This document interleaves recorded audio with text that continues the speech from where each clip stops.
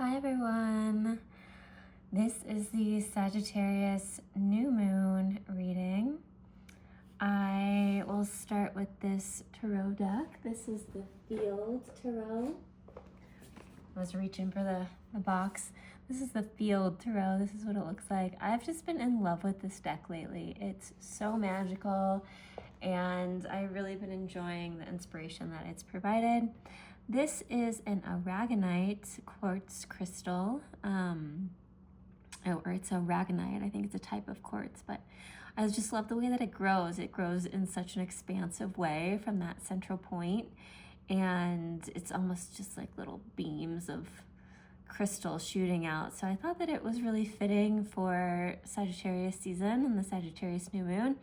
It is also supposed to be good for adventure and clearing your mind and following your soul's purpose and divine alignment. So that just felt good for me, and that's been sitting on the deck for about the past week.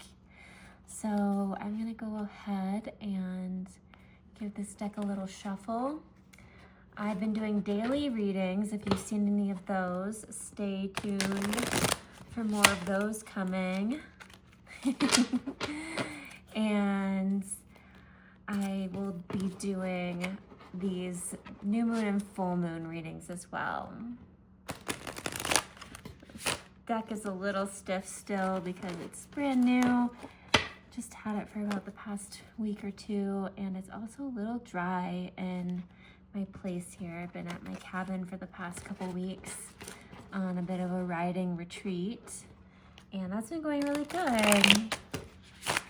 But it's quite dry here, so you can see the cards are just a little bit warped, but I've been humidifying them. They're doing all right. So we're gonna do a quick card pull for the collective. So just a couple cards just to tune into the basic energy, the general energy right now for the collective.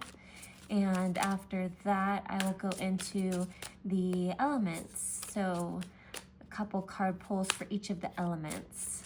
Okay, so we have one so far. I'll keep that there until we get a couple more out. And this is the elementalAlma station channel, and I hope everybody had a great Thanksgiving. We'll take that one. Let's check it out. Oh, and then we have some flippers. Okay, well, only a foundation here with these. And I'm being directed to take one more. So this is going to be an interesting beginning of the collective reading. Okay, we'll take this one. So we have here the Five of Wands, competition, Prince of Discs, reliability, and Nine of Discs, culmination. And with this basic general energy, this Prince of Discs, reliability, it looks very on the offensive, defensive. So I think that we are having this tendency right now to really want reliability out of the situations around us and the people we're interacting with, but that's not necessarily coming with this Five of Wands. There's some competition here. So we're in like a little bit of a defensive posture, and that is going to be a little bit challenging to get through to this Nine of Discs, the Nine of Coins. But I'm seeing here that we will be able to do it. This Five of Wands, I actually really like this card because it has all of these gemstones in the wands, and the middle one happens to be looking like my birthstone, which is a topaz, and or a citrine, and I think that there's a lot of divine guidance that can come through that challenge. So the challenge for us will be to not be so defensive and really, really focus in on those manifesting energies over the next 2 weeks. So there has been a little bit of fits and starts from Pluto entering Aquarius, and I'll move these up just a little bit. I think that they're a little bit out of the frame. So a little bit of fits of starts from Pluto entering Aquarius, and I think that that challenge that we're experiencing, it's that old energy really wanting to pull us back. And you might be having had a lot of negative self-talk or inner critic type things happening, or just a lot of like resentment bubbling up from the challenge that you've experienced. And it's just that negative vibe that's trying to pull you back into that experience of lack and challenge and just like extreme amounts of like sifting through and having to be really, really discerning of what you spend your time and energy on. But we need to really focus on the potential that's here in this Nine of Discs and the culmination of all the hard work that we've done. So I'm going to go ahead and flip these cards over and see what else we have. We have a Four of Discs, stability. I like that. Justice, yes. And 10 of Discs, establishment. So this is a great message, and it shows me that if we can keep that high vibe and maybe even turn defensive on the negative energies that keep trying to pop up and really kind of be like warding them off, right? If we can do that, then we will be able to have some stability come in. There will be a balancing out of our situation, and we will very gracefully and stoically be able to really come into this 10 of Discs that we have here as an option before us, and the establishment that 10 of Discs really will offer. So all the coins coming in, I mean, this moon is very, very powerful and very powerful for manifesting. So we are also in this general zone feeling into the Mercury Jupiter opposition we have right now. Like, that's a really tense, interesting energy because they're both in mutual reception in signs that is the farthest from their home. So they both feel really awkward and strained in those signs and ways. Mercury in Sagittarius is a very interesting energy, and it can be very off-putting for people, and it's just uncomfortable. It's a lot of really direct communication, and sometimes seeming like you are kind of above others, and really exclusive and kind of gatekeepy, whereas Jupiter and Gemini then kind of tries to expand that energy, and so you're really feeling this like gatekeepy exclusion, but you want to push through it and like bust through those barriers with the Jupiter and Gemini energy, and the Jupiter just wants to expand that energy that Mercury is experiencing right now in the sign of Sagittarius where this new moon is. So we have to be really discerning and definitely stay in our power, stay in ourselves, occupying ourselves, really be comfortable in our own energy, and just sort of wait it out, because from what I'm seeing here from the Justice, this is a really, really graceful energy, and it's very stoic, it's very quiet, and this is almost sort of like just a waiting out period that we're all coming through and coming into, and that we'll be in for the next couple weeks here. And if we can do that, we can link together all that we have learned and processed and get a lot of stability into that 10 of Discs establishment. And this 10 of Discs is really great because this establishment card, it's very solid in your foundation, but then that foundation is able to ripple out and affect the rest of your life and other parts of your life. So you also want to look at right now what houses you have Mercury and Jupiter in. So for me, that's the 2nd and the 8th house, so that financial access, and I'm definitely feeling that right now. So if you have, especially what house the new moon in Sagittarius is in, that axis between Mercury and Jupiter, the Sagittarius Gemini axis for you, those houses are going to be most affected by this, and have the ability for the most transformation as well as we move in through the next couple of weeks. So I'm going to put these back in the deck, and we're going to start with, I'm being directed to start with the earth signs. So I will start with the earth signs, even though this moon is fire sign, it's Sagittarius, but I'm being directed to start with the earth sign, so I'm just going to listen to that, and perhaps that is a little bit of that stability, and you know that the Sagittarius wants so much forward motion, so you know, maybe we're being directed into the earth signs to really set up for pulling in that Capricorn energy that we'll be moving into later on in December, and with the Capricorn moon cycle that will be completing here, coming up in, I'm not really sure when that Capricorn new moon is, but I guess it would probably be right around the end of December. So we're going to start with the earth signs. So earth signs, Capricorn, Taurus, and Virgo. Oh, yes. Okay. I had this one want to flip, but we just had Hierophant also. I saw it in here. And it came up. Where is it? Here we go. This was the little clump of cards that flipped, and I didn't want to take them, but something told me to go back for them, so I did. We're gonna have those, and I'll pull one more for the earth signs. And as I was thinking what I'm about to say next, this little clump of cards fell out. So I also wanted to make a note of the fact that there is a T-square happening with Mercury and Jupiter and Saturn, all in the mutable signs. So we're supposed to be inhabiting that Virgo energy. So a little bit of a hermit energy, very, very earthing and grounded. The Virgo also, I feel like, is a lot of the energy of this Five of Discs, that destitution energy.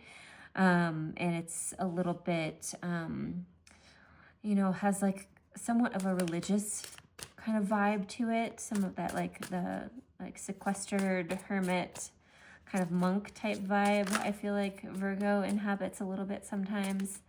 So let's get one more card for the earth signs, and then we'll do the channeling. Okay, being directed to pull this. Okay, Prince of Swords, determination. So let's see here. So we have planning, destitution, vision, the Hierophant, and determination. So yeah, this is a really big sign for the earth signs to really, you know, go within, focus on your spirituality. That's the Hierophant energy, and that energy that of the ninth house, the house of Sagittarius. And you might want to look at also what your ninth house is, earth signs, and embody a little bit of that energy through this timeline that we're on the next couple weeks. And this Prince of Swords and determination. So you're going to have to be sort of like the heron. So you're going to be really observing, watching what's going on around you, and then moving and mobilizing when you feel that inspired action. And this Prince of Swords card, he is really focused. So we need to really, really embody that focus.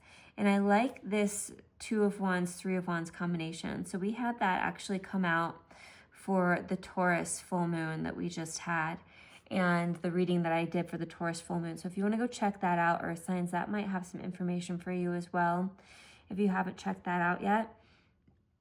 And this planning and the vision, like that will take you so far. And these two wands coming together almost ignites a spark. And then this Three of Wands here, I always think of as a portal to universal energy and really grounded energy with that Star of David pattern that's in, with the triangle in the background and the wands in the foreground there.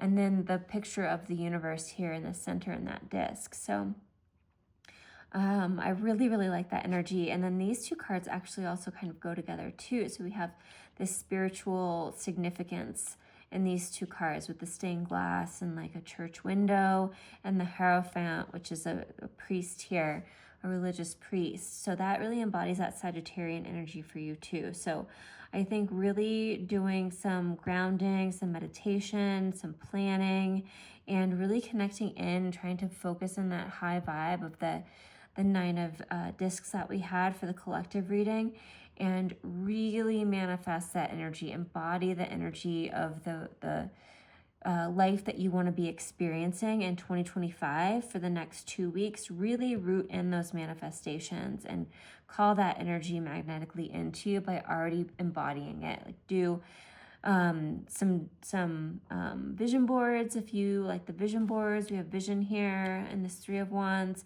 and do some kind of active meditations where you're walking through the day or you're going on for a little hike or something like that, and you embody the life that you want to be living. Think about what you would be doing next after that hike or that bike ride if you were where you want to be right now, if you were already there, and how you would be living, the steps you would be taking if you already had everything you needed to move forward in your life right now. And then really just be open here with those prayer hands, with the open hands, and receiving it. So that's a great message for you guys, for you all, the earth element people. And we will go for fire next. I'm excited for this one. So I'll give a little tap, because it's the special fire reading for Sagittarius, Aries, and Leo, my fire people out there. I have a Sagittarius moon, and I have Mars exactly conjunct Neptune in Sagittarius, which is pretty interesting placement. So here we go. This 3 cards here. This is spicy. I like that. And I'm going to try to take another 2. I like to do 5. We'll see. If only 1 comes out, maybe I'll just take 1. We'll see. Nope. Well, we got 4 more. So spicy Sagittarius. And we have Justice showing up again. And, oh, what a powerful reading. Oh my gosh.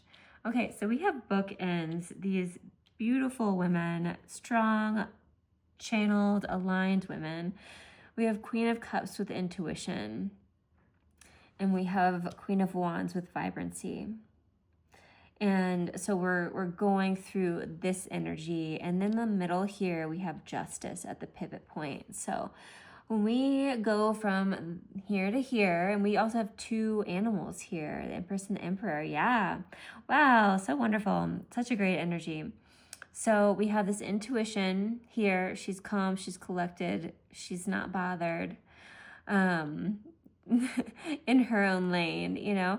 And then we have the Devil here kind of trying to be that negative self-talk, that voice, that power over paradigm that's trying to control a situation and hold it down. And then this Empress card, this beautiful mountain lion that is just standing there at the lake with the mountains behind her, and just knowing. She's kind of got a side-eye look in this card, and she's just there with a knowing, almost kind of like a, you know, like come for me kind of thing.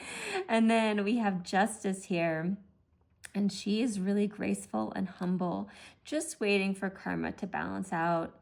And then we have Ten of Swords, despair, and this Justice is almost holding the sword that's like the capstone here. So what would make the 11th sword, and she's just driving it into the ground there.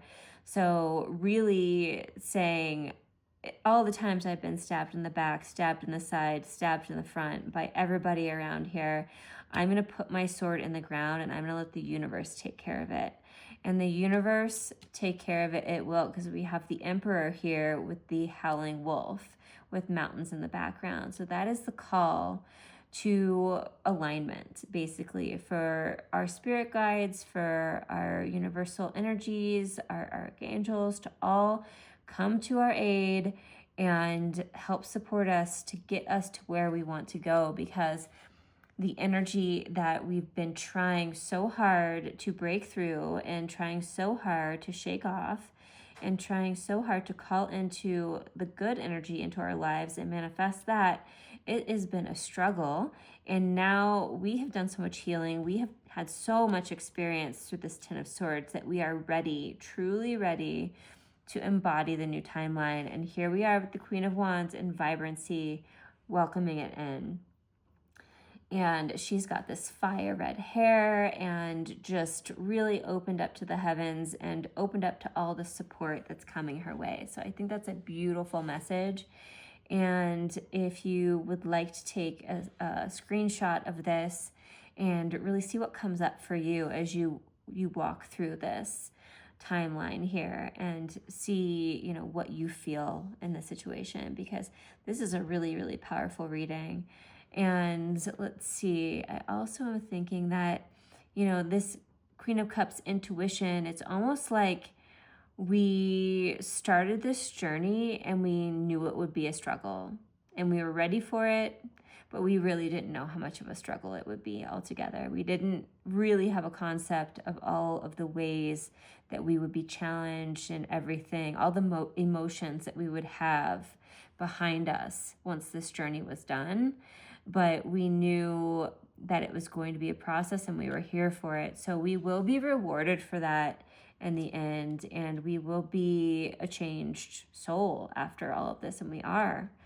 It's been a very, very big struggle for Sagittarius people, especially with Pluto and Capricorn, and, you know, all the challenge that that's been bringing up on a mental level, because when you have that placement of one sign next to each other, there's this transition in mental energy that pulls on the adjacent signs. And especially if you have any placements in Sagittarius, as Pluto was coming over those degrees, it was a very, very big mental connection and mental guide into transformation through those, especially if there's significant points in your chart. So the Aquarian energy is much more aligned with Sagittarius energy now that we have Pluto in Aquarius. And as you can see, the universe behind her here, she is really calling in that energy from the heavens, that Aquarian energy. So ready for it, here for it. I'm excited to see what the next couple weeks are going to play out for all of the fire signs, especially the Sagittarius, because it's your moon. And we're going to do water signs next.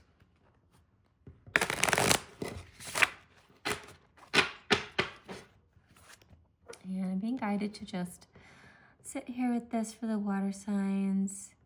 And the water signs have a lot of deep energy that's coming through. So we have water signs are Pisces, Cancer, Scorpio, or Cancer, Scorpio, Pisces, if you want to go in order, for zodiacal order. And the Scorpio now is in the 12th house. And Scorpio is a 12th house for this moon, Sagittarius moon. Scorpio is a 12th house. It's a powerful energy because it pulls in the Piscean energy of the 12th house as well. So it is a very, very deep emotional water.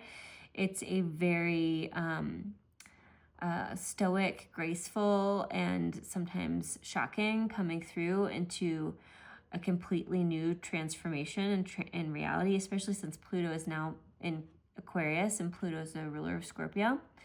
And Scorpio is an interesting water sign also because it is a little bit of a fire water sign. It's very fiery. So the interesting energy of Scorpio is very powerful in this water sign reading, as well as Pisces. So sorry about Cancer people if you feel neglected.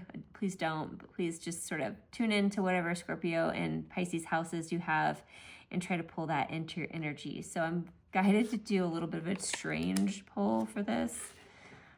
Resilience, Knight of Wands, and we're going to take the top here, and we're going to take the top of that one, and then the bottom here. Devil. Okay, we have the Devil carried through again. And then one more, they're saying, oh, nice. So this is interesting. Yeah. That intuition, that Queen of Cups, that's perfect for the really heavy Scorpio, Cancer, Scorpio, and Pisces energies. So the Queen of Cups is a water sign, and I think that feminine energy is embodying all the water signs all together here. So I'm glad that's represented. It doesn't feel too heavy on the Scorpio Pisces side with that Queen of Cups intuition at the top. I think that, you know, Cancer wanted to be heard, so there she is. And then, you know, going through here, we have the perspective card. And this card is, oh gosh, I think it's the moon. I always want to say it's the moon, but I don't think it is. I'll have to look that up. It's the 12 of the major arcana, and I did this at the Taurus full moon reading too, because I was just getting to know this deck. So I forget what it is. It might come back to me, but I read this card as the moon often because it looks like a moon there. And then we also have the 9 of Wands, resilience, which is really powerful, with the Tower and the Devil. So this tells me that we are really being challenged to do an exercise that I call like neural resilience reprogramming. And I use this with my clients a lot. So it's a great exercise for strong 12th house placements, because the meditation process that you go through really helps reprogram, especially negative experiences that you've had in your past that kind of sit with your memory. So I want all of you water signs that are reading this that have occasionally negative memories pop up, and that creates a low vibe situation in your spirit and in your aura. When you have those pop up over the next 2 weeks, write them down. And if you're not in a space where you can do this meditation immediately, just write them down, put a note in your phone, or put a little note somewhere, and come back to it that day though. And sit down, remember the setting that the negative memory that caused the negative emotion took place. Remember that setting, and then imagine what it would be like if the event or the activity went a totally different way. And the memory that you would create basically writes over that negative memory that you have in your mind.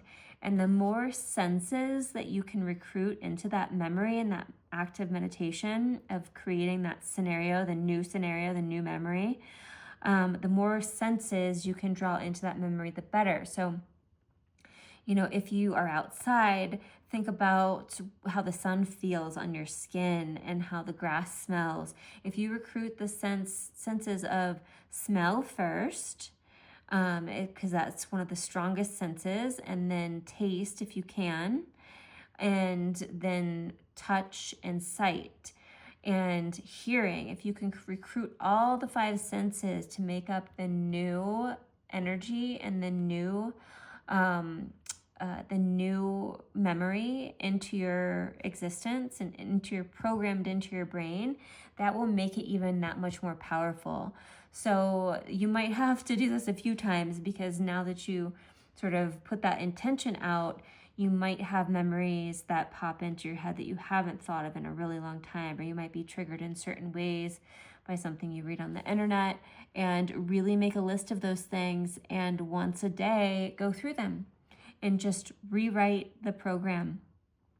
And then after you're done creating that new memory, sit with the feeling that you are embodying now with that new memory, with that new experience logged into your brain.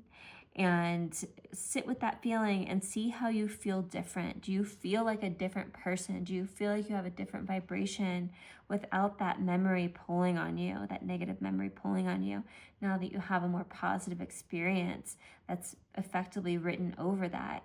And if you want to make some notes about that positive experience, just to really catalog it, if you're a visual learner, if you do better with writing things out, get an actual pen and a notepad and write out details of that, just like you would a dream journal. So basically you're kind of creating like a new dream to write over those old negative memories. This is such a powerful activity. Put this a little bit, I think that card's out of the screen. This is such a powerful activity that really, really can make a difference in changing your alignment and changing your experience. I've done this with a lot of clients, and I will take this advice right now, because I have had things come up in the last week or so, especially with the holidays related to family and developmental childhood things, memories that I've had. And, you know, I really will take my own advice on this one, and I'll sit down tonight and I'll do that.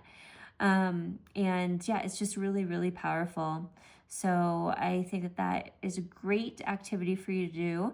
And if you want to go to the next level with this, you can look up online the location and the visual anatomical structures of the amygdala and the hippocampus, because those are the two cranial nuclei, the nuclei in your brain, that are part of the limbic system that basically tell your body how to store a memory, long-term and short-term memory. And the amygdala is significantly affected by stress and trauma as well. So if you want to look up the shape and the location of those two neural structures, then you can also take it to a next level and identify with where you're actually, where those memories originated from in your brain structure, and where the new memories are going to go in. And if you touch right before your ear, like right before your tragus, if you know where that is, there's like a little indentation. When you open your jaw up, you feel like a little indentation. Right above that, you can then connect in with the amygdala. And then also, like, if you put your hands, like put your thumbs behind your ears on the base of your skull there on the sides, that can also connect up in with your hippocampus. So then you can actually, if you have seen the anatomy and looked that up, you can actually tap in energetically with those structures and try to further stimulate the release and of the old memory and the integration of the new memory that you're trying to write over, and see how that works for you. That's a really Aquarian and the Tower type of exercise to kind of reprogram resilience. So yeah, I call it my neural resilience reprogramming technique. So I'm excited to see how that works out for all of you. Please comment below and tell me how you feel about that. And yeah, if you enjoyed it, let me know how it worked out for you. And if you haven't yet already, like, share, and subscribe. I'm really bad at asking people to do that, but I'm trying to grow my channel, and I'm excited about the new subscribers that I have had come on. Thank you so much, all of you. And yeah, it would be great to share this work around. I like doing these readings, and definitely I'm open to all comments because I've just started. So if you would rather me do a certain style or have a certain like frame that I'm framing things at, just let me know and I'll try to integrate that for you. All right, thank you, water signs. And we will do the air signs next. Last but not least, air signs. And air signs, if you have not already liked and subscribed to this video, please do. And feel free to share it with your friends. And I've been doing daily tarot pulls too, tarot pulls, timeless tarots. And if you would like to check those out, they will still be coming because I've been enjoying doing them. So we'll see what's coming. Ooh, nice. Let's see what else wants to come out for you. Oh my gosh, wow. Very abundant, very gracious. This vision, Three of Wands vision, has been coming out a lot. It came out in the Taurus full moon reading. It came out in the Earth sign reading. And let me get one more. Actually, I'm being called to pull the bottom. Nice. Leadership. Okay, how am I going to put these? I'll put this one up here. So, King of Wands, leadership. Okay. So, we had at first pop out Ace of Discs, wealth. This is really interesting. I feel like Pluto in Aquarius might really be financially lucrative for a lot of people. I'm getting that even in like a moderate or mild amount of new financial income coming in, I think a lot of people are going to have something to be thankful for in that respect. And some people are going to do really, really well. So here we have the Princess of Swords, Curiosity. That's an incredible Aquarian card.